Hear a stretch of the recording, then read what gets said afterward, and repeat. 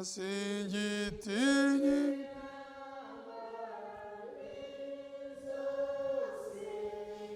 mio magari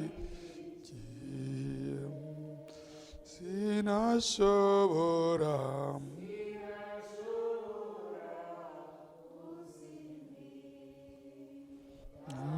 miwanyeni moranguyo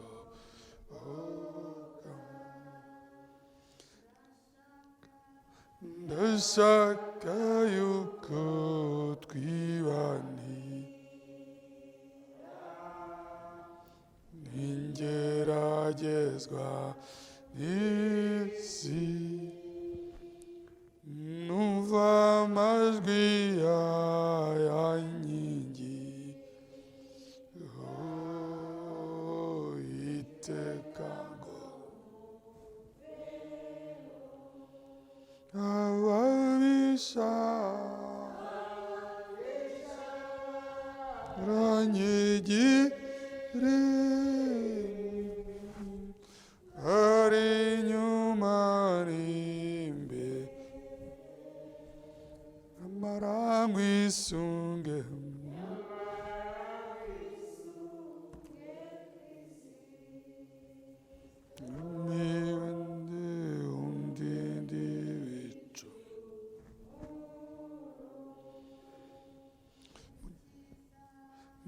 mukizijwi ryawe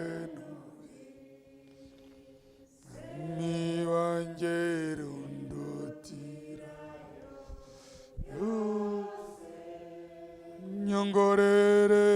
unyongorere miwangengo numvira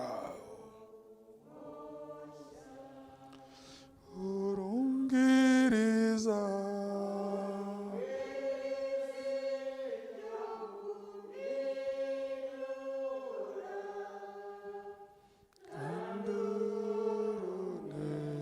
ndurunegeka uvuge ngo nanjye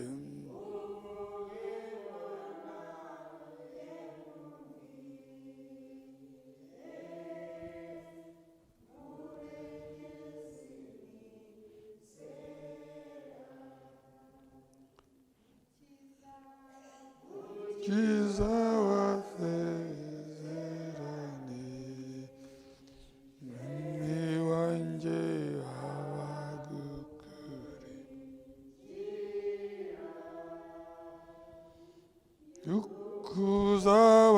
ukuzabageza mu ijuru araneyo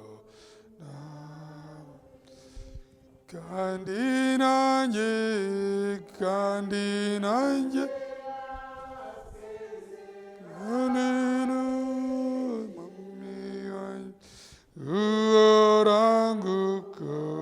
urangukorera umfashishe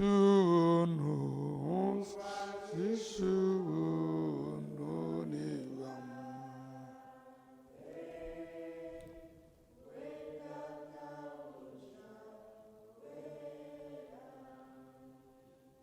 kandi umekugere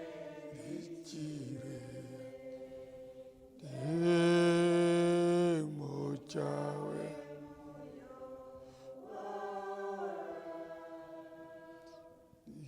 imbaraga zawe zonyine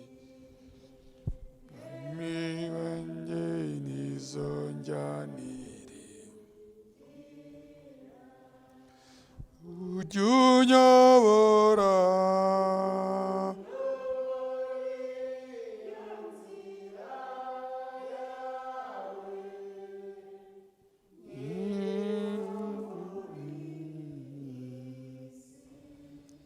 maze uzanyakire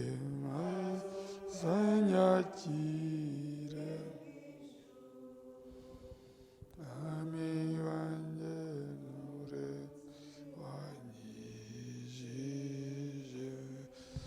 maze uzanyakire maze kiremwe mukunzi wanyijije. 50 muze mwenyine twihererane musanga ahantu hatari abantu, dore imiruho irabarembeje, urusaku rurabaruhije. Muze mwenyine twiherera musange musanga ataraba, dore imiruhi yabarembe, urusaku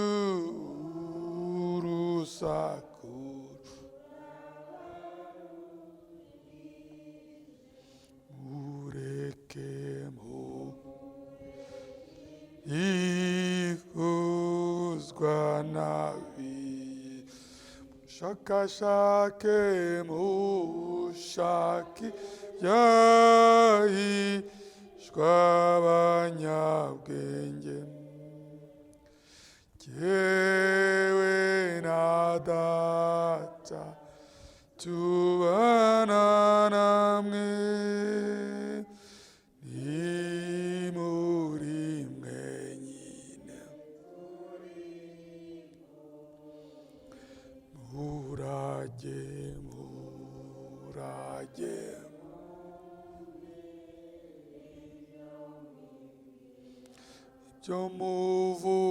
ibyo muvuga n'ibyo mukora, miruho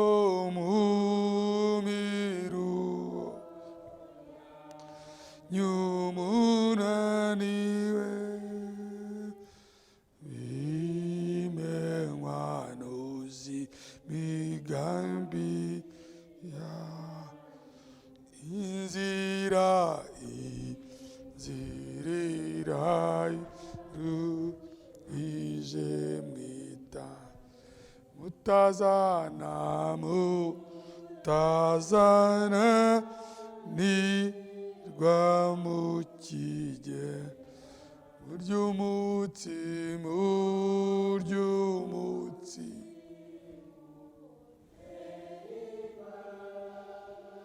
kandi munywe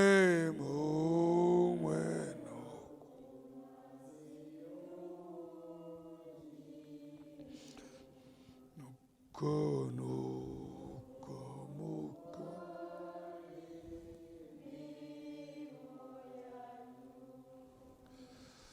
nzajya mbafasha, uitanga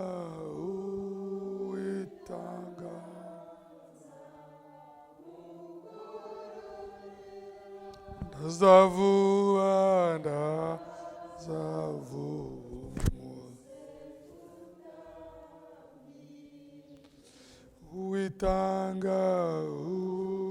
uitanga mugorore, ndazavuga ndazavumusejyuda. Turagushimiye mwami wacu Yesu Kristo, ukiza ubuntu n'imbabazi, mwami w'urukundo, kongeye kuduha guhumeka umwuka w'abazima, bikitwa uyu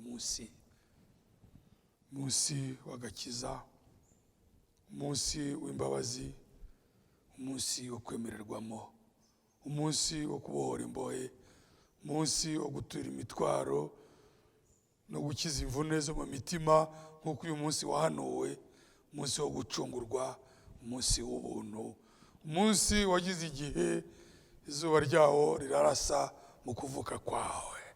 Mwami, wambara umubiri ngo tubambirwe, umunsi uzagera igihe ukagoroba nk'uko tuwugezemo, umunsi tukirimo, ariko umunsi ugeze mwami ku musozo wawo. ariko uwo munsi uracyahari, izo mbabazi ziracyahari, ubwo buntu buracyahari, ako gakiza karacyahari mu banyamahanga.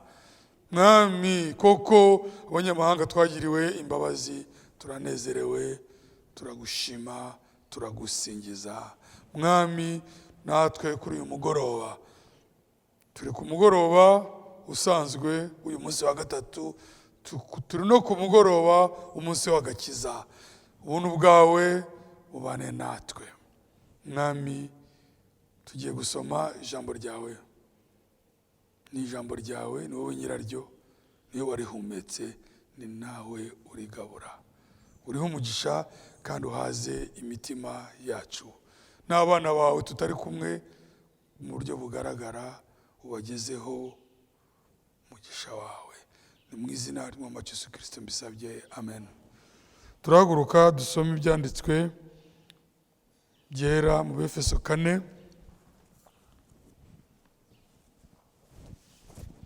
umurongo wa mbere kugeza ku wa 7. Abefeso 4 umurongo wa mbere kugeza ku wa 7.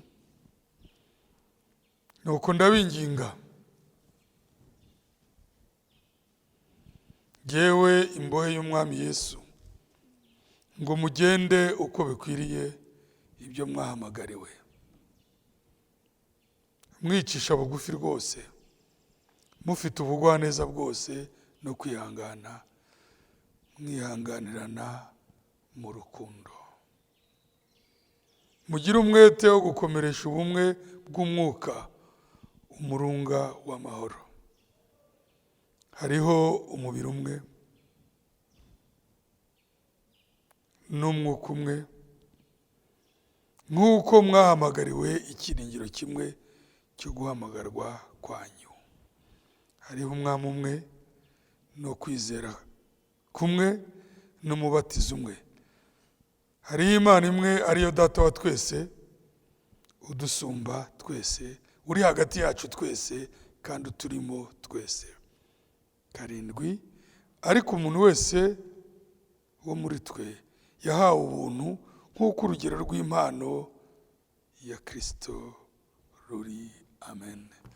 Imana isuka umugisha wayo utagabanije ku ijambo ryayo tumaze gusoma. Turacyari mu ijambo rifite umutwe uvuga ngo ubumwe butagaragara kandi bukomeye bw'umubiri wa Kristo. Twarabyumvise ubushize ko ubu bumwe ari ubwiru bukomeye, uko Imana isumba byose yambaye umubiri muri Kristo kugira ngo iducungure, niko na Kristo nawe yiremeye umubiri we. Ese muri Mariya Imana niyo yiremeye umubiri? Muri Mariya Imana niyo yiremeye umubiri? Ese mu itorero Kristo niwe wiremeye itorero? Kristo niwe wiremeye itorero. Ibyo bisubizwa n'ijambo riri mu Matayo 16 ngo nzubaka itorero ryanjye kandi amarembo y'ikuzimu ntabwo azarishobora. Uko byabaye ngombwa ko haboneka umugore wizera witwa Mariya, utarazwi n'abantu ariko ari mu bubiko bw'Imana. Muribuka ko yaturishije ukwizera kwe ijambo rivuga ngo dore ndi umuja wawe, bimbere nk'uko ijambo ryawe rivuze. Akivuga iryo jambo burya niho yasamye. Iyo ukwizera ijambo ry'isezerano, iyo ijambo rihishuwe rihuye n'ubugingo bwizera, haba kuvuka. Murabyumva? Niyo mpamvu hakenewe itorero rivuga ngo bimbere, ntacyo gihe nshoboye, birandenga. Mu by'ukuri yari amaze kubaza ikibazo, aravuga ati byashoboka bite? Byashoboka bite ko nabyara kandi ntafite umugabo.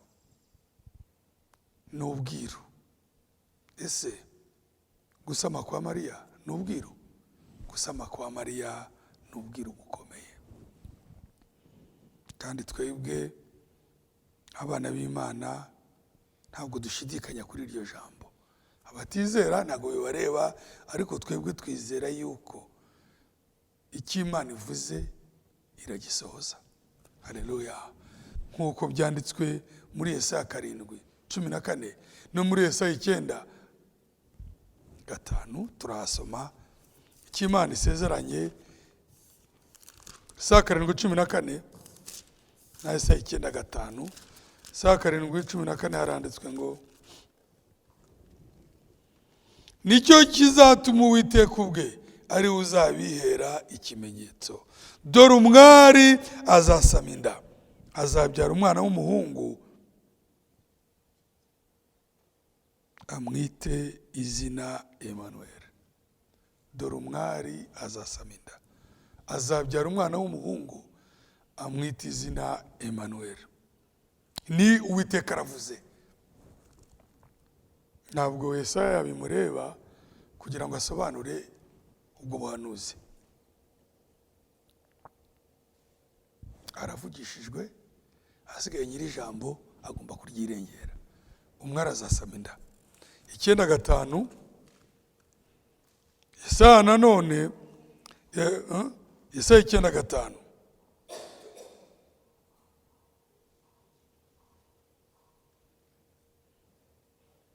nuko umwana yatuvukiye, duha umwana w'umuhungu, ubutware buzaba ku bitugu bye, azitwa igitangaza, umujyanama, Imana ikomeye, Data wa twese uhoraho, umwami w'amahoro.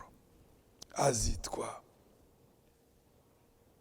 ubutware buzaba ku bitugu bye, azitwa igitangaza, umujyanama, Imana ikomeye, Data wa twese uhoraho, umwami w'amahoro. Icyo nkurikiye hano nuko Imana ubwayo yambaye umubiri. Ibyo twayibonye muri Timoteyo 2:3-16 ngo ubwiru bw'Imana burakomeye. Imana kwerekanwa ifite umubiri. Ijambo ry'ubuhanuzi riba rirusha ubwenge umuhanuzi Imana yanyuzemo, riba rirusha imbaraga umuhanuzi Imana yanyuzemo. Nawe ubwe si urisobanura, ahubwo Imana ivuga, iyo itanze isezerano niyo irisohoza. Ijambo ry'ubuhanuzi risobanurwa ni uko risohoye. Iyo ritarasohora ntawarimenya, ariko iyo ijambo risohoye rihinduka umucyo, kandi n'icyo ryari rihatse kikagaragara. Nk'uko igihe cyageze iryavuzwe rigataha, ni nako n'ubu itorero ry'Imana naryo ryageze igihe ribona Imana mu mubiri. Ni ukuvuga ngo ibi Yesaya yabihanuye bitanareba isezerano rya kera, bireba irishya, ariko akabivuga nk'ibiriho uwo munsi, ngo dore umwana yatuvukiye. Muri Yesaya 7:14 yaravugishijwe. Muri Yesaya 9:5 arerekwa, kuko iyo musomye Yesaya 9:5 aramureba, ati umwana yatuvukiye, ubutware buzaba ku bitugu bye, azitwa igitangaza, Imana ikomeye. Yaramurebaga. Ni umujyanama, ni Imana ikomeye, ni Data wa twese uhoraho. Uko Imana yabivuze ni nako yabishoje muri Mariya. Niyo mpamvu Mariya yagombaga guseruka. Ntabwo byari gushoboka yuko habaho kuvuka hatari umugore. Ntabwo byari gushoboka habaho kuvuka hatari umubiri, kubera ko imbuto yo kuvuka ntabwo yaza mu kirere. Ntabwo byari gushoboka hatabaye inyama n'amaraso, kubera ko nta mumarayika wari kubyara. Turashimira Imana ubwo bwiru kw'Imana yikunjakunje ikava mu buhangange bwayo ikambara umubiri mu nda y'umugore. N'ubwiru bukomeye. icyo Imana yashakaga, yashakaga isano, yashakaga urubyaro. Nibyo, Imana yashakaga urubyaro kugira ngo Imana yibonere abana bayo. Byasabye ko Imana yambara umubiri, uwo mubiri w'Imana. Nibwo bwiru bukomeye. Ariko Imana mu gihe yambaraga umubiri ni ukugira ngo ishobora kuducungura. Hari impamvu ebyiri. Impamvu ya mbere ni ukugira ngo imene amaraso. Impamvu ya kabiri ni ukugira ngo muri uwo mubiri tuvuke. Si byose imena amaraso, kuko hatari kumeneka amaraso nta gucungurwa kwa haba. Tukaba dushimira Imana ko Imana yaduhaye gusobanukirwa ubwo bwiru. Umubiri wayo waraserutse, umubiri wayo urabambwa, ariko iyo Mana yo ntiyapfuye, niyo yawuzuye. Umubiri wayo nk'uko Yesaya nanone yabyeretswe muri Yesaya 53, urababazwa, urakubitwa, amaraso arameneka kugira ngo urubyaro ruboneke. Byose Yesaya yarabyeretswe, kandi uko yabyeretswe niko byasohoye. Umubiri wayo urahindana, umubiri wayo uracunaguzwa, umubiri wayo wambika ubusa, umubiri wayo urashinyagurirwa. Ni ikiguzi cy'agakiza k'ubugingo bwacu. Umubiri wayo urishyura ibyo umwami wacu atariye, sibyo, atakoze. Ariha umwenda ukomeye w'icyaha, ariha ideni rikomeye, araducungura. Izina rye rihimbazwe. Nk'uko twabiririmbaga ngo mu isi yacu no mu ijuru nta zina nk'irya Yesu. Ubwo ni ubwiru bukomeye, ariko butarangiriye aho, kuko ibyo yabikoze kugira ngo yishakire urubyaro. Niyo mpamvu iyo dusomye mu Baheburayo 2, nubwo twasomye hariya mu Efeso 4, ni ngombwa ko dusobanukirwa uyu mubiri. Hari umubiri umwe hano mu Efeso 4 umurongo wa 4 kugeza ku wa 6. Efeso 4 umurongo wa 4 kugeza ku wa 6 hari ibintu 7 bikomeye cyane Paulo yavuze. Efeso 4:6, Efeso 4 umurongo wa 4 kugeza ku wa 6 hari umubiri umwe. Nibwo bumwe turimo kuvuga bw'uyu mubiri. Hari umubiri umwe. Uyu mubiri nk'uko twabibonye ni umubiri wa Kristo. Uyu mubiri ni itorero. Hari umubiri umwe, hari umwuka umwe. Ubu bumwe ntabwo bwabaho hatari uyu mwuka. Hari umubiri umwe, ni umubiri wa Kristo. Si byose. Hari umwuka umwe, ni umwuka wera, ariwo ibyanditswe byita l'esprit de Dieu, l'esprit de Christ. Umwuka w'Imana, umwuka wera. Abanywesheje uwo mwuka baba ingingo z'umubiri umwe. Hari umubiri umwe, hari umwuka umwe,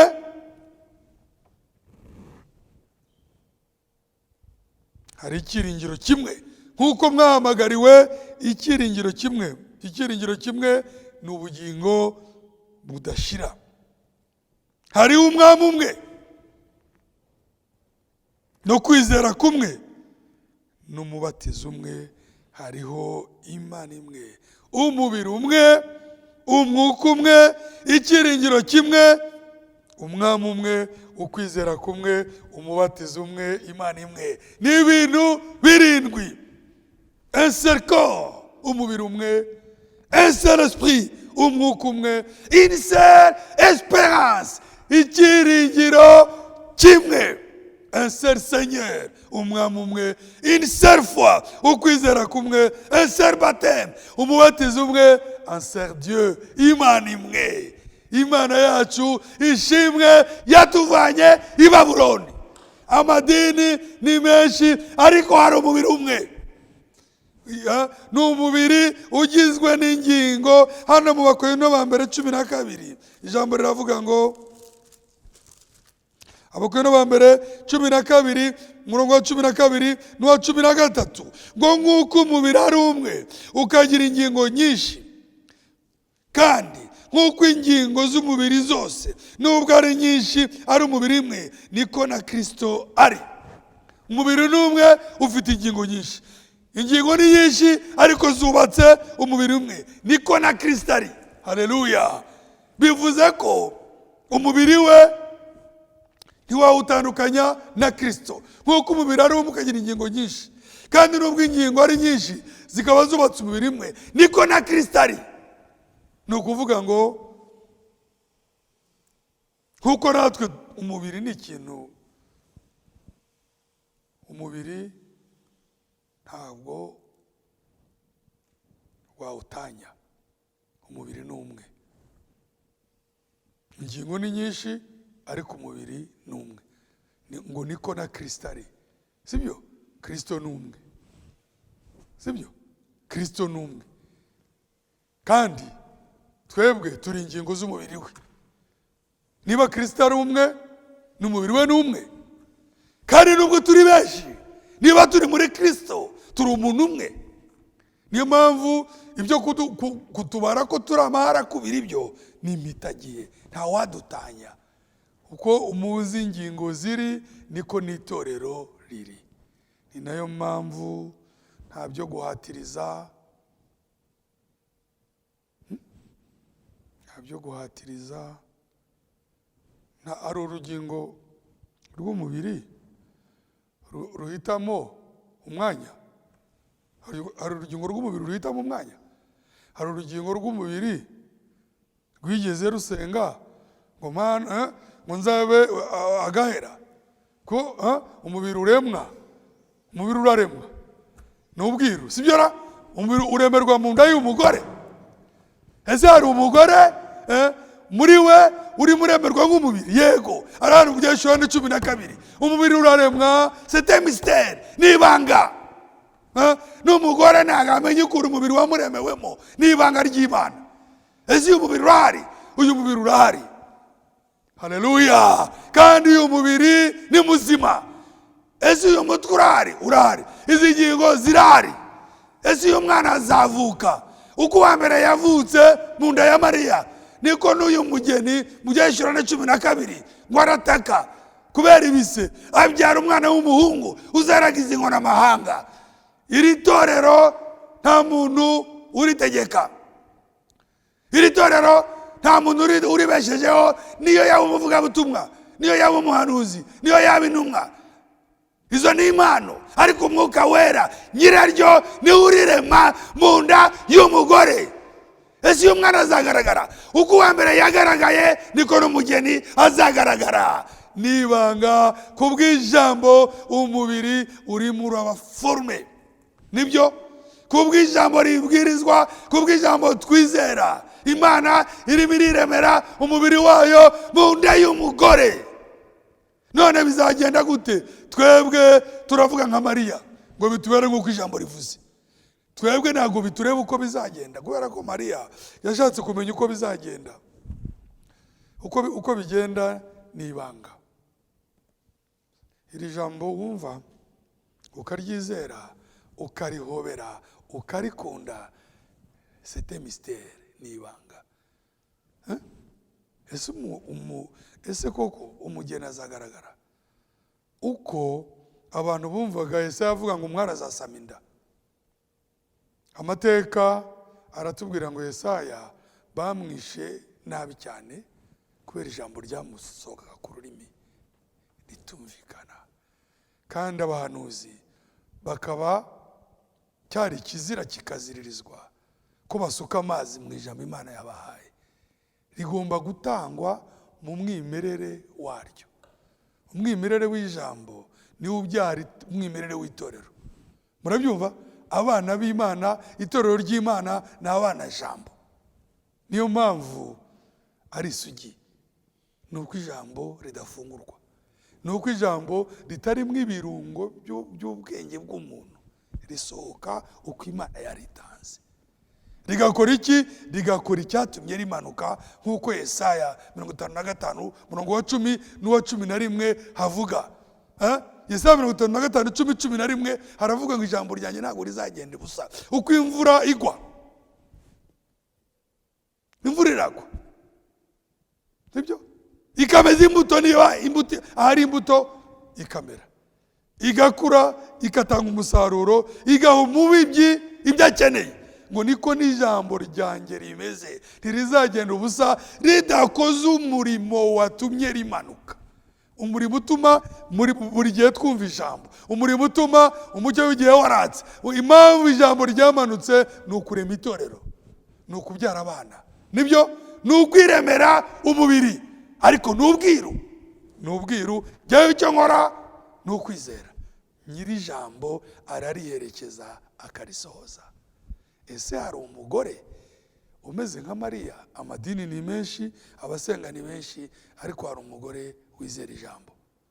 Hari umugore uvuga ngo bimbere nk'uko ijambo ryose ryaturutse ku Mana rimeze. Kandi ni ubwiru, kuko umwari utamenyanye n'umugabo yabyara ate? Yabyara. Nta mugabo dukeneye uretse Kristo. Nta yindi mbuto, sibyo? Buri inyigisho z'abantu ni semence, ni imbuto. Iyo abantu bakurikiye ibintu biva mu bwonko, baba bakira imbuto zindi. Ariko icyo dushimira Imana ni uko itugaburira ijambo ryayo ritavangiye. Iryo jambo ritavangiye, nubwo abantu barigaya, ngira ngo mubizi ko Imana ikorera mu buryo bugayitse. Ntabwo ari ibintu bihambaye, sibyo? Hari ubutumwa buhambaye cyane. Hano hanze hari abavuga butumwa bibihangange, ariko icyo dushaka ni imbuto itavangiye. Siko bimeze?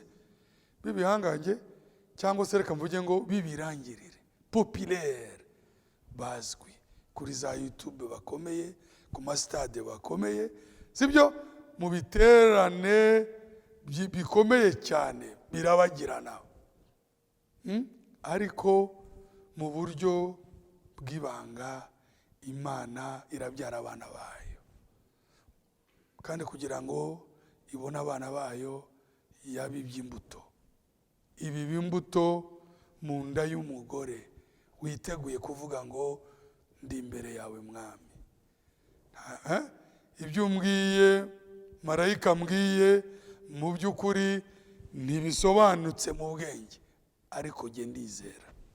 Natwe twizeye yuko Imana ifite umugeni wayo.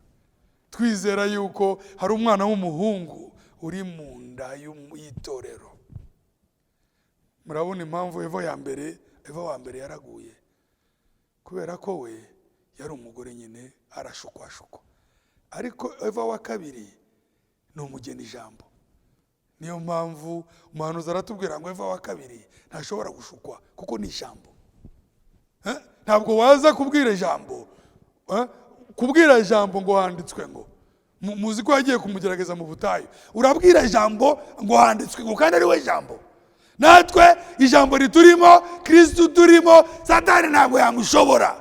Niyo mpamvu ijambo rizakora umurimo waryo. Haleluya! Ijambo rizasoza, ijambo twizera ririhagije. Ese ijambo rishobora gukora umurimo waryo? Rirahagije. Ijambo ntabwo rikeneye ibirungo. Ijambo ntabwo rikeneye umunyu, ntabwo rikeneye urusenda, ntabwo rikeneye iby'abantu bongeramo. Nirisohoke ubwo ryakabaye, nirihura n'umutima wizera, icyo Imana ishaka kiraba. Si byose? Nirisanga umutima wizera, rirasohoza icyo Imana ishaka. Umurongo wa 12 wavuze ngo, mu Bakorinto ba mbere 12, umurongo wa 12 uravuga ngo, nk'uko umubiri ari umwe ukagira ingingo nyinshi, kandi nk'uko ingingo z'umubiri zose nubwo ari nyinshi ari umubiri umwe, niko na Kristo ari. 13, kuko mu mwuka umwe twese arimo twabatirijwe kuba umubiri umwe. Mu mwuka umwe niho twabatirijwe kuba umubiri umwe. Naho twaba abayuda cyangwa abagiriki, naho twaba imbata cyangwa ab'umudendezo, kandi twese twujujwe umwuka umwe. Ubumwe butagaragara kandi bukomeye bw'umubiri wa Kristo bikomoka ku kwizera kumwe, nk'uko twabisomye mu Efeso 4:4 kugeza ku 6. Uko mugaragu w'Imana yabikurikiranije hano mu Efeso 4:4 ngo hari umubiri umwe. Nuko yarimo abwiriza ku bumwe bwo kwizera, yatangiriye ku mubiri, ariko si uwo mubiri wavaye. Hariho umwuka umwe, nk'uko mwahamagariwe ikiringiro kimwe cy'ihamagarwa ryanyu. Hariho umwami umwe no kwizera kumwe n'umubatizo umwe, kandi hariho Imana imwe. Hari umubiri umwe, umwuka umwe, ikiringiro kimwe, umwami umwe, ukwizera kumwe, umubatizo umwe, Imana imwe. Ariko mu by'ukuri ikibanza ni iki? Habanza ijambo. Kugira ngo haboneke ukwizera, nuko ijambo ribwirizwa. Nyiraryo uwo yarigeneye imubashisha kuryizera. Nka Mariya ntiwamubaza ngo agusobanurire. Yaravuze ati, jyewe ndumva ari Imana yansuye, ndi umuja wawe, bimbere nk'uko ijambo rivuze. Ese bavandimwe, hari izindi mbaraga zikenewe? We yarizeye, nyiraryo arakora. Natwe turizera, kandi ubwo twizera, icyo twizera kizagaragara. Hari umubiri umwe, hari umwuka umwe, ari wo mwuka wera, le Saint-Esprit, ari wo mwuka wa Kristo, l'Esprit de Christ, ari wo mwuka w'Imana, l'Esprit de Dieu, ari wo mwuka ijambo ryita l'Esprit de vérité, umwuka w'ukuri. Nk'uko Yesu yabwigishije intumwa ze ngo uwo mwuka w'ukuri naza azabayobora mu kuri kose. Umwuka utayobya, umwuka w'ukuri, uwo mwuka ni Imana ubwayo mu bizera, ni Kristo mu itorero. Iyo haza kuba hari imyuka irenze umwe, abantu bashobora kutumvikana. Umuntu akaba yavuga ngo wenda afite umwuka wa kabiri. Kera abigaga imibare, kugira ngo ni mu myaka ibanza,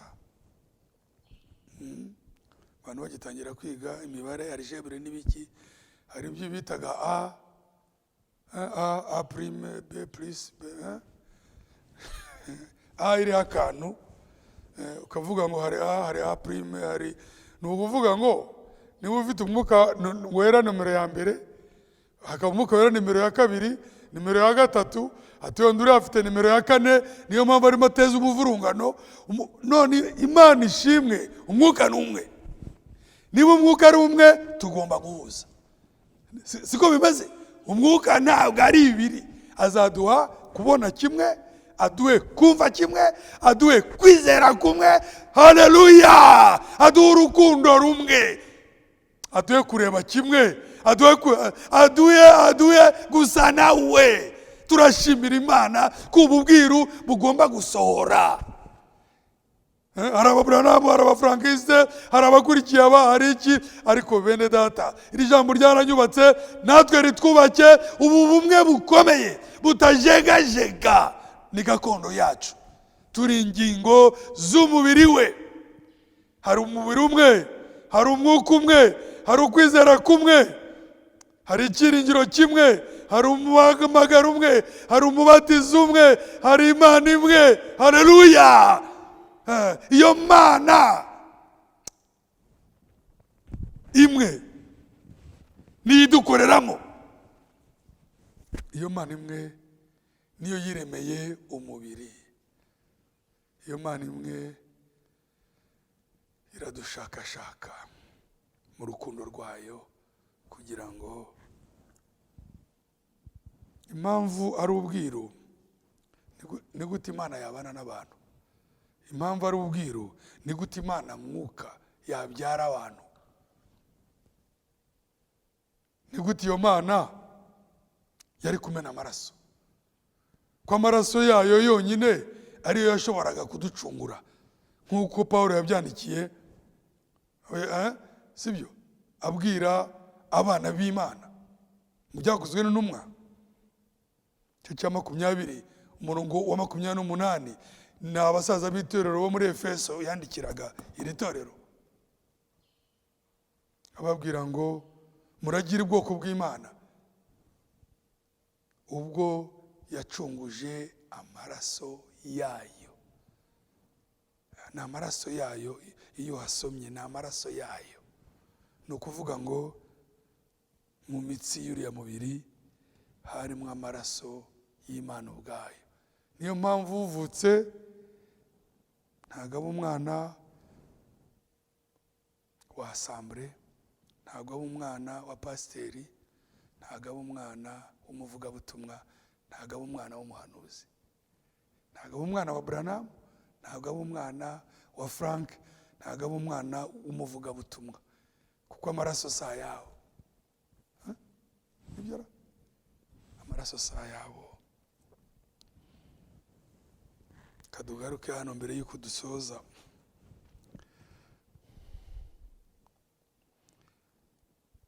Abefeso 4 nyine aho twasomye umurongo wa 4, hariho umubiri umwe, un seul corps, umubiri umwe,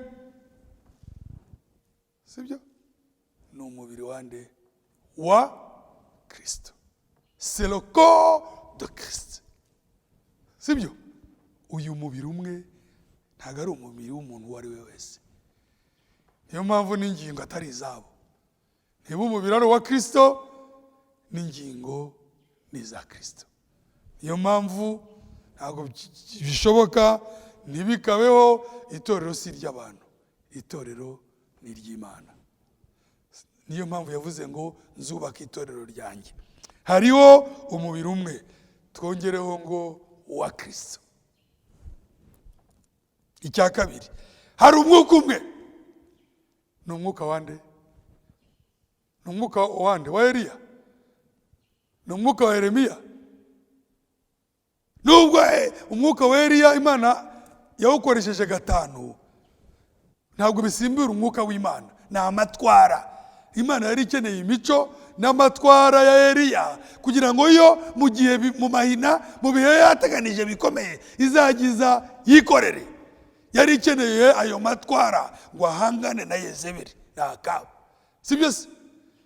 Amaze gutabara kuzamurwa, bikenerwa ko ayo matwara aza hejuru ya Elisa. Ariko Imana yo niyo yakoreraga muri Elisa, ariko Imana imuha imico n'amatwara nka ya Eliya. Imana yongera gukenera ayo matwara kuri Yohane Batista kugira ngo itinde ikiraro ihuze isezerano rya kera n'irishya, kugira ngo agegene imisozi azamure ibibaya, kugira ngo azavuga ngo ishoka iri mu mizi y'ibiti ikitatewe na data cyose kizarimbuka, kugira ngo azavuga ngo mwa bwoko bw'imirimwe. Imana yari ikeneye ayo matwara. Bwa gatatu nyine mwuka wari uze kuri Yohane Batista. No mu gihe cyacu cy'i Babuloni mu rufatanye rw'amadini, Imana yari ikeneye imico n'amatwara nka ya Eliya. Biza kuri William Branham, ariko ayo matwara n'ay'umuntu, ariko umwuka w'Imana wo wakomezaga gukora. Murabyumva? Izongera ikeneye ayo matwara mu gihe cyo kwiyereka Isirayeli. Muranyumva? Imana ihanganye n'amahanga muri Harimagedoni, sibyo se? Imana izakenera uwo muhanuzi, ayo matwara. Ariko Eliya ni umuntu nkatwe, n'umwuka we ni umwuka w'umuntu, ariko umwuka w'Imana niwo Pawulo avuga ngo hari umubiri umwe. Twavuze ngo twongeraho ngo wa Kristo. Si amina? Hari umwuka umwe wa Kristo.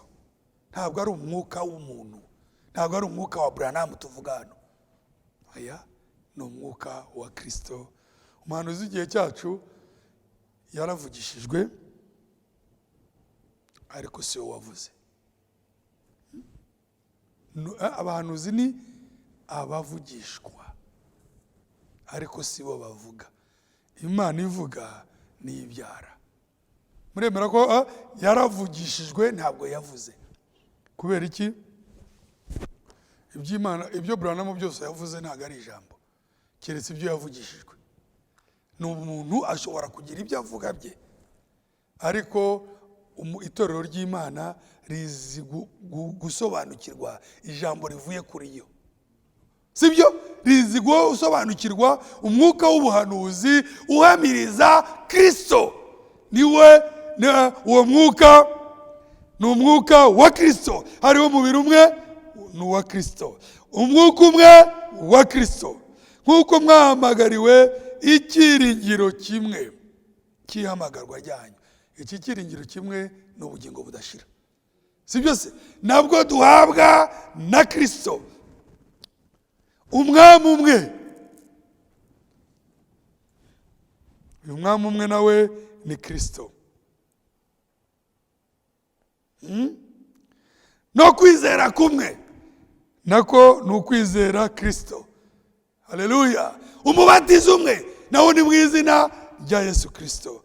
Hakabaho n'Imana imwe. Iyo Mana nayo ni Yesu Kristo umwami wacu. Ijambo ryiza cyane ngo murongo wa 6, hariho Imana imwe, ariyo Data wa twese, udusumba twese, uri hagati yacu twese kandi uturimo twese.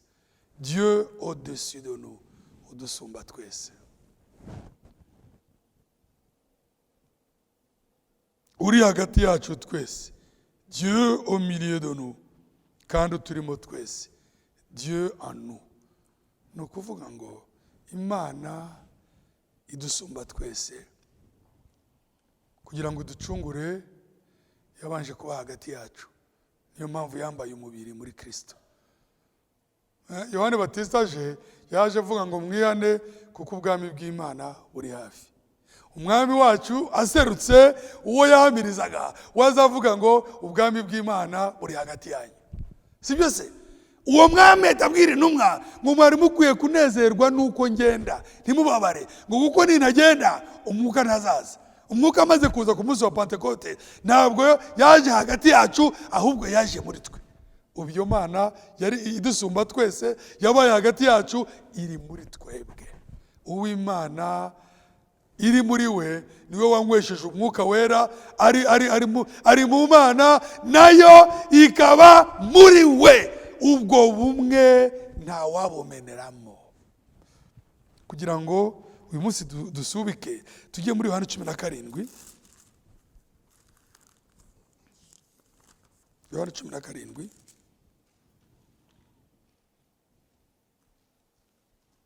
20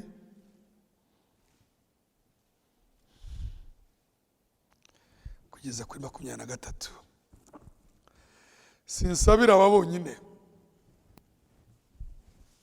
twebwe uko umuhanuzi w'igihe cyacu yavuze mu iyerekwa, yareretswe, yumva ijwi rimubwira ngo uzacirwa urubanza hashingiwe ku butumwa wavuze. Igisubizo umuhanuzi w'igisekuruza cyacu yatanze kiratangaje. Ntabwo yatanze igisubizo cyo kuvuga ngo nditeguye, ngo ajye mu magambo menshi ngo nzi ko navuze ukuri. Yavuze igisubizo cyiza cyane. Yahise avuga ngo aba Paulo nibinjira n'abanjye bazinjira. Ni nko kuvuga ngo nta bundi butumwa navuze, ukwizera ni kumwe. Paulo yashyizeho urufatiro, kwizera ni nko kuvuga ngo itorero ni rimwe. Nta butumwa nahimbye, nta butumwa bw'inzaduka, bene data umugeni n'umwe.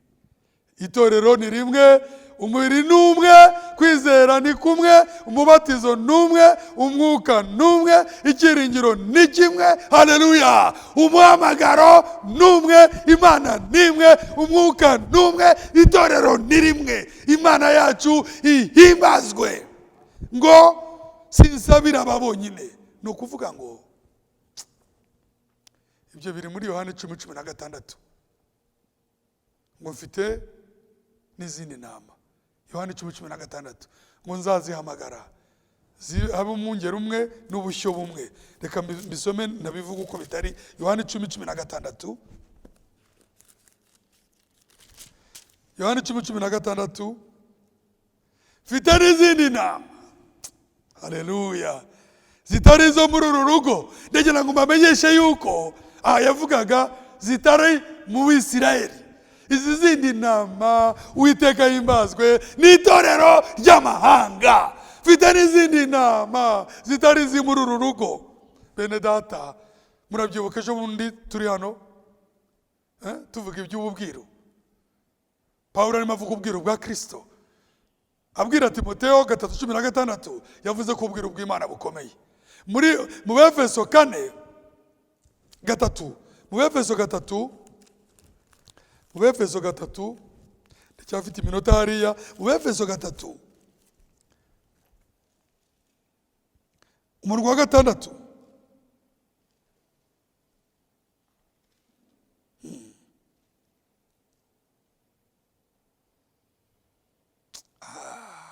duhere kuri 4. Namwe nimuyasoma muzirebera ubwanyu uburyo menya ubwiru bwa Kristo koko. Muri Timoteyo 3:16 ko twabibonye ni ubwiru bw'Imana. Ubwiru bw'Imana ni uko Imana yirangurije muri Kristo. Ubwiru bwa Kristo ni uko Kristo yiremeye umubiri akawirangurizamo. Haleluya! Mwibuke ko Umwuka Wera yatubwiye ko ubu bwiru nibwuzura izamurwa rizaba. Ingingo zose intore zose nizigeramo kandi zikagera ku rugero rushyitse tuzataha. Nibyo niko bimeze. Mu rwa 5, ubwo nibwamenyeshejwe abana b'abantu mu bindi bihe, nk'uko muri iki gihe intumwa ze zera n'abahanuzi babuhishuriwe n'Umwuka. Ubwo bwiru ni ubuhe? 6, yuko abanyamahanga ari abaraganwa natwe kandi bakama ingingo z'umubiri umwe natwe, abaheshejwe n'ubutumwa bwiza kuzagabana natwe muri Kristo Yesu ibyasezeranijwe. Kuba abana abanyamahanga baba mu mubiri wa Kristo bakagabana ibyasezeranywe n'urubyaro rwa Aburahamu ni ubwiru. Haleluya! Ni ubwiru bwa Kristo, ni naryo banga. Iri torero ubu bumwe tubusangiye na Pawulo, tubusangiye n'Abayuda, tubusangiye na Petero. Haleluya! Nibyo tubusangiye na ba Mariya Madarena na bene data b'Abayuda batubanjirije bari mu mugeni wa Kristo, duhuje ukwizera, turi hamwe nabo. Niyo mpamvu hano muri Yohana 10:16 haravuze ngo mfite n'izindi nama zitari zo muri uru rugo, nazo nkwiriye kuzizana. Nibyo, mfite n'izindi nama zitari muri uru rugo, nazo nkwiriye kuzizana. Zizumva ijwi ryanjye kandi zizaba umukumbi umwe, zigire umwungeri umwe. Haleluya! Mfite n'izindi ntama zitari zo muri uru rugo. Izo yavugaga ni itorero ry'amahanga, ni umugeni w'amahanga. Ese iri jambo yararisoje? Nazo zizaza hanyuma ziba ubushyo bumwe, umukumbi umwe, ubushyo bumwe, itorero rimwe, kandi zizagira umwungeri umwe. Tuvuge nka Dawidi ngo uwo mwungeri ni Uwiteka. Tunezerejwe no kuba muri ubwo bushyo, tunezerejwe no kuba muri iryo hanga. Niyo mpamvu rero 17 turimo kugana ku musozo w'uyu munsi ngo 17:20 hano 17:20 sinsabira aba bonyine, ahubwo ndasabira n'abazanyizezwa n'ijambo ryabo. Ni ukuvuga ngo uko mubona ibihe 7 by'itorero, buri bihe muri gihe cy'itorero kigira intumwa yaryo, intumwa yaryo iba ifite ubutumwa yahawe. Ubwo butumwa ni ijambo, kandi iryo jambo hari abana b'icyo gihe baryizera. Ab'igihe cya Pawulo barizeye, cya Irene, cya Martin, cya Colomba, igihe cya Riteri, cya John Wesley, n'igihe cyacu. Uko twagiye duhererekanwa, iri jambo ryarasohoye. Si byose ntabwo twagiye twizera bitewe n'icyo Imana yahaye marayika w'igihe cyacu. Ariko aba bose nubwo babayeho mu bihe binyuranye, bagize ubushyo bumwe, bagize umukumbi umwe, bagize itorero rimwe. Natwe turi muri bo. Hano turi bake muri asambure y'akarere, n'ahandi amasambure y'akarere ari ni bake, ariko ihanga ryose riri hamwe, turi ihanga rinini, turi ihanga rikomeye. Ngo bose babe umwe nk'uko uri muri jye. Siko bimeze? Ubwiru bw'Imana ni Imana muri Kristo. Ubwiru bwa Kristo uko twabibonye ni Imana mu itorero. Nk'uko uri muri jye Data, nanjye nkaba muri wowe, ngo nabo babe umwe muri twe, ngo ab'isi bizere ko ari wowe wantumye. 22, nanjye mbahaye ubwiza wampaye, ngo babe umwe nk'uko turi umwe. Nagira ngo mbatangarize ko utari gutandukanya Imana na Kristo, ni kutatandukanya Kristo n'itorero, cyangwa gutandukanye ingingo. Utandukanije ingingo z'umuntu, waba watandukanije uwo muntu. Ni ukuvuga ngo ingingo zawe zitandukanye zikaba ibice, ntiwaba ukiriho. Cyane cyane umubiri utandukanye n'umutwe. Niyo mpamvu dushimira Imana ko yiyunze natwe, ikatwemerera kuba ingingo z'umubiri wayo. Mutega amatwi, kuba ingingo z'umubiri wayo ni ukuba ingingo zayo. Ni nayo mpamvu ibyo ishaka byose kuri twe izabikora, izabisohoza, kuko ibyo umuntu akorera umubiri we aba abyikorera. Ariko ayo magambo aroroheje ariko arakomeye. Ibintu ukorera umubiri wawe, kuhagira umubiri wawe,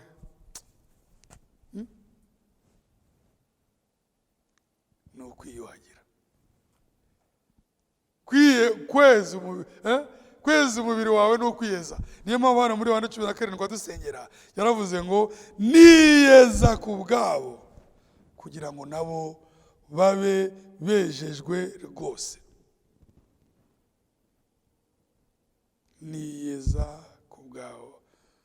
Murongo wa 17 muri Yohana 17, ubereshe ukuri, ijambo ryawe ni ry'ukuri. 18, uko wantumye mu isi, nanjye niko mbatumye mu isi. 19, kandi nanjye niyeza ku bwabo, ngo nabo babe bereshejwe ukuri. Iyo umuntu yiyuhagira, iyo umuntu yuhagira ingingo ze, watandukanya kwiyuhagira no kuhagira ingingo zawe. Niyeza ku bwabo. Iri jambo rintera guhinda umushitsi. Niyeza ku bwabo bivuze ngo niba turi ingingo z'umubiri we, Imana ntizemera ko ingingo zayo zigumana ikizinga. Nibyo? Nta na gato kazagisigaraho, kuko ari uwera. Niyo mpamvu dukomeje ubwo bwiru, ijambo rivuga ngo tuzasa nawe. Ntabwo ari Yosefu, ntabwo ubivuze, c'est ainsi dit la parole. Ibyo biri Yohana 1:3. Sibyo? Ngo tuzasa nawe, tuzamureba uko ari, kandi nagaragara tuzasa nawe turi mu bwiza. Niyeza ku bwabo, tuzasa nawe. Haleluya. Ese umuntu nkanjye, umuntu nkawe, abantu nkatwe, tuzasa nawe? Twasa nawe duti? C'était mystère, nibanga. Nge ndizera uko Mariya yizeye bigakoreka, nanjye nzasa nawe. Nge uko ndi mubi, ariko nge ndizera nawe nuko tuzasa nawe. Ariko nibanga rikomeye. None umuntu uraha, akaba ari urugingo rw'umubiri wa Kristo, akaba azasa nawe, ni umuntu wo kubahwa, ni umuntu wo kubahwa. Ndabaza muranyumva, uwo muntu ni uwo kubahwa, ni umuntu w'igiciro, ni umuntu w'igiciro. Imana yari umwami wacu yaravuze ngo niyeza ku bwabo, je me sanctifie moi-même pour eux. Ni ukuvuga ngo mu by'ukuri igihe sinari nanduye, ese ariyeza ubundi aranduye? Ni ukuvuga ngo nkora umurimo w'ubutambyi, nkora umurimo wo gucungura, nkora umurimo wo kubabarira, nkora umurimo n'inginga, sibyo se? Ntabara, mburanira, ndengera, sibyo se? Nohereza ijambo, mbohora, ngo muzamenye ukuri kandi ukuri kuzababatura. Ese ubundi arinda kwiyeza aranduye? Niyeza kubwo ni kuvuga ngo ahagarara mu cyuho, akavuga ngo kugeza igihe abana banjye wampaye bazatungana. Nibyo? Ari ku murimo, umwanya wacu ni muto, ijambo tuzarikomeza. Niyeza ku bwabo. Ibyo nibyo Pawulo yandikiye Abefeso 5, tuzabibona. Nguko Imana yakunze itorero ryayo, Kristo yakunze itorero rye nk'umubiri we, ngo aryishyire aryogesheje amazi y'ijambo, kugira ngo ritagira ikizinga cyangwa umunkanyari, nibyo bindi twavugaga, cyangwa ikindi gisa gityo. Abo bari muri uwo mubiri, uri hanze yawo ntago bimureba, ariko urugingo rw'uwo mubiri rwose rugomba gutungana, kuko Kristo atagira ikizinga. Ni umubiri we, ni umubiri we. Mu gihe akwemeye muri uwo mwuka, ukabatirizwa kuba mu mubiri we, ubwo ni ukuvuga ngo abakwemeye. Iyo akwemeye agatangira umurimo muri wowe, azawurangiza rwose. Pawulo aravuga ngo kugeza ku munsi wa Kristo. Niyo mpamvu turi hano, kugira ngo twumve ikimwuka abwira itorero. Turaterana kugira ngo tube imbere y'ijambo rikore gahunda yaryo. Niyo mpamvu tutamenyera Imana, niyo mpamvu tutarambirwa, niyo mpamvu dushimira Imana ikitugaburira ijambo ryayo. Ariko gahunda zaryo so kugira ngo tugwize ubumenyi, tujye twirirwa tuburana ibyanditswe, tujya impaka n'abantu. Ntabwo ibyo ngibyo ari byo byatumye twizera. Twarizeye ngo tuvuge nka Mariya ngo ndi umwana wawe, ijambo ryawe urisohoreze. Tujye twumva ijambo, dusaba Imana ngo risohoze icyatumye rimanuka muri wowe, sibyo? Kugeza igihe Kristo azaremerwa muri twebwe. Duhaguruke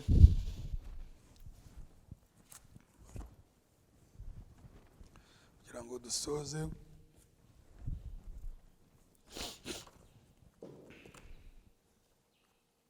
Ijana na gatanu, tugende buhoro, ni mu gusenga. Ubuntu bw'Imana butangaje, kuba turi ingingo z'umubiri we, kuba turi muri iryo banga, kuba yaratwemeye nk'uko umuririmbyi yabivuze ngo yanyemeye nk'inshuti ye. Birenze n'ubushuti, kuko inshuti ziba ari ebyiri, ariko ingingo ni umuntu umwe. Ubuntu bw'Imana butangaje.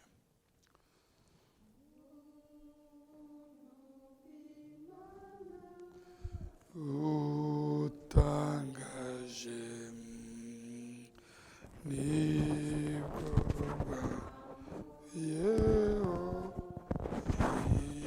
imigo yavuye bya yesekuki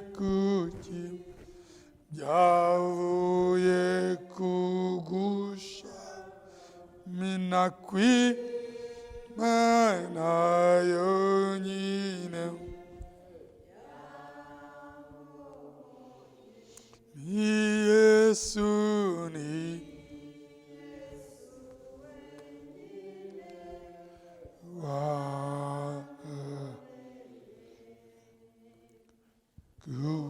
guhirwa mu ijuru. Ese mwese nimumenye yuko umukiza wacu ajya asanga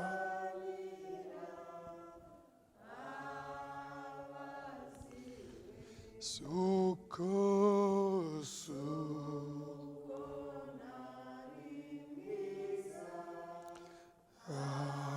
ayana nununu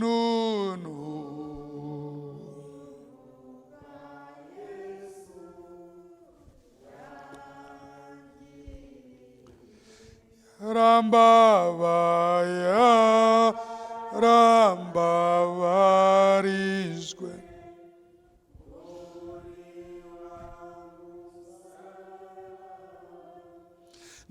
ndetse bambanywe kandi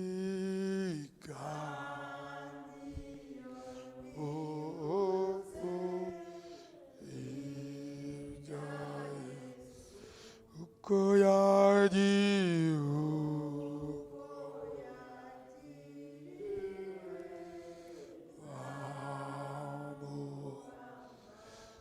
nyibutsa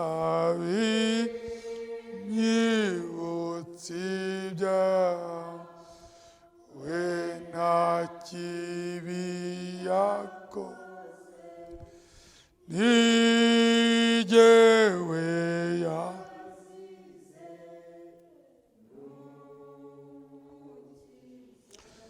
bityo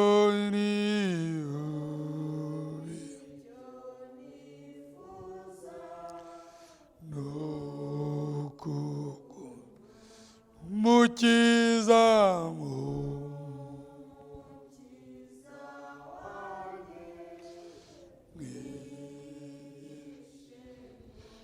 iwe ngabo iwe ngabo iyo ridukingira imyambi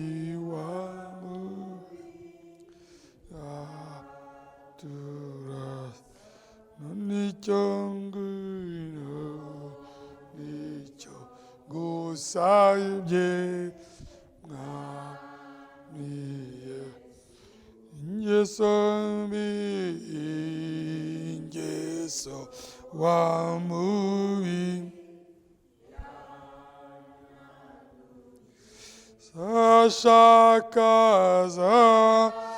shaka kubyuka zirimburu zicepe moreni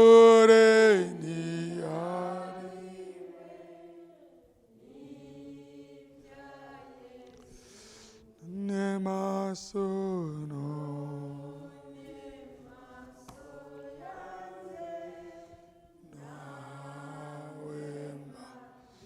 nawe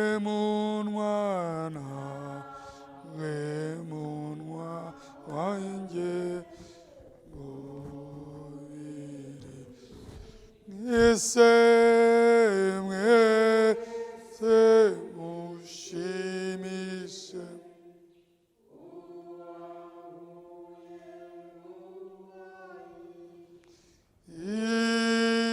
ibyaremwe byose.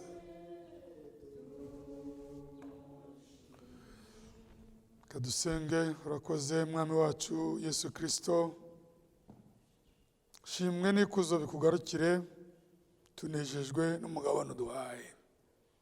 Mwami, turi intama zawe, ikintu tugushimira kiruta byose nuko waduhaye kumenya ijwi ryawe, nkuko wabyivugiye ngo intama zanjye zizi ijwi ryanjye, ngo ntizishobora gukurikira rubanda. Mwami, ni ubuntu bukomeye gusobanukirwa ijwi ry'umushumba mwiza, ijwi ry'umwungeri, ijwi ry'umukiza, ijwi ry'Imana, ijwi ry'umucunguzi, ijwi ry'umukwe rimenywa n'umugeni gusa. Mwami, ushimwe kandi wongere ushimwe kubw'uwo mutungo uturimo. Iri jambo ribwirizwa mu buryo bworoheje, mu buryo bugayitse, niryo rikora umurimo ukomeye w'icyubahiro. Uko Mariya yari abitse ibanga, niko umugeni abitse ibanga. Turi abana bawe, bitubere nk'uko ijambo ryavuze. Mwami, dutegereje izamurwa kuko twizera ukuri. Iki cyiringiro kimwe natwe turagifite cy'umuhamagaro wacu. Umugeni ntiyahamagariwe kuzarimbuka, yahamagariwe kuzamurwa. Iki cyiringiro turagifite cy'umuhamagaro wacu. Uyu mubiri tuwurimo, hari umubiri umwe, hari ukwizera kumwe, ni ukwizera ukuri. Hari umwuka umwe, ni umwuka wa Kristo. Hari icyiringiro kimwe, ni ubugingo budashira. Mwami, hari umubatizo umwe, ni umubatizo mu izina ry'Umwami wacu Yesu Kristo, uwo twabatijwe Mwami. Kandi ababatijwe uwo mubatizo kubwo kwizera, banabahabwa umubatizo w'umwuka wera, bakabatirizwa kuba mu mubiri umwe, ari wo torero ryawe ritagaragara. Turagushimira ko turi ingingo z'umubiri wawe. Nta rugingo rwigeze rwirema, ingingo zose ziremwa n'ijambo. Nta rugingo rwiha umwanya ruwisangamo. Niyo mpamvu hagati y'ingingo hataba kubyigana, haba guhuza, kuko aho ziri zahabaye mu mwimerere w'ijuru. Tunezerewe no kuba abana bawe, tunezerewe no kuba ingingo z'umubiri wawe, kandi ingingo z'umubiri wawe nizo ngingo zawe. Mwami, nta watandukanye umubiri n'umutwe, niyo mpamvu nta watandukana ingingo n'umubiri. Ubu bumwe ni ibanga ryiza rikomeye. Tunejejwe no kuba muri ubwo bwiro. Umugisha imbuto wabibye, tahane natwe tugusabye umugisha mu bihe by'amasengesho dufite, kubera kuwa gatanu tukabisoza kuwa gatandatu. Hari n'abatangira mbere yo kuwa gatanu, bizaterwa nuko ushoboje abana bawe. Tugusabye ibihe by'umugisha, tugushimira kuba tugaruriye iyo gahunda, kuko wabonye ko ikwiye. Tahane natwe tuzaduye kuboneka hano kuwa gatandatu imbere yawe, ni mu izina ry'Umwami Yesu Kristo, amen. Mana, duhane umugisha, dutahane n'amahoro y'Umwami wacu Yesu Kristo. Naho kuwa gatandatu tuzagera hano saa 5 za mu gitondo, turabyongera ku rubuga twibukiranye.